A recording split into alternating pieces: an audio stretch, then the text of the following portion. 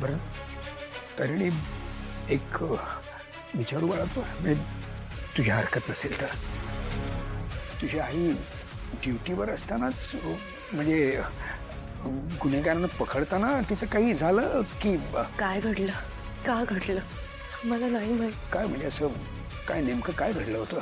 आरोप केला गेला तिच्यावर भ्रष्टाचाराचा.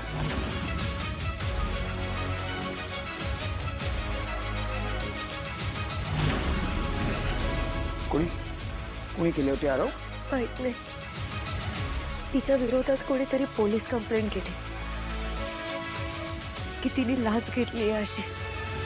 बाबा माझी आई अशी नव्हती. अहो लाच घेणं तर दूध, लाच देणाऱ्या माणसांबद्दल सुद्धा तिला खूप राग होता. पण मग तरी सुद्धा त्यांच्या विरोधात हे असे आरोप केले गेले. कोण कोण होती? कोणती माणसं? माहित नाही ती माणसं कोण होती, पण तिच्या विरोधात खूप मोठा सापळा रचला गेला होता.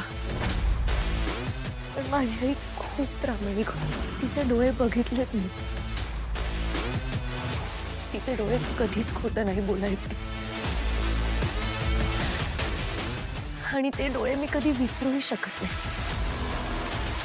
त्या डोळ्यांमध्ये लाज नव्हती, त्या डोळ्यांमध्ये अपराधीपणाची भावना सुद्धा नव्हती आणि म्हणूनच ती शेवटपर्यंत स्वतःचा खरेपणा सिद्ध करत राहिली. मग त्यांच्यावरचे सगळे गुन्हे खोटे आहेत हे पुन्हा कधी सिद्ध झालं की नाही? नाही झालं.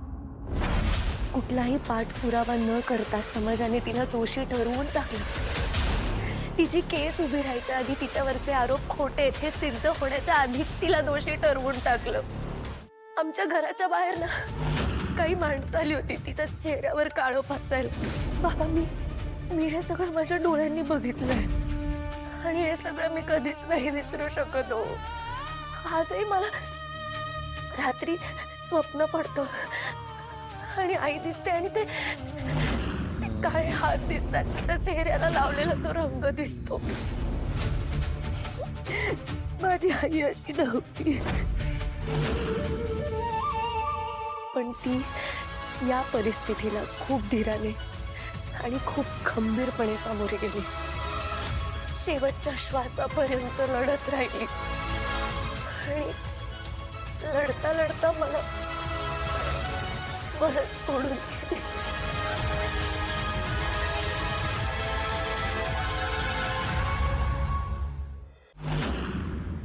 पण तुला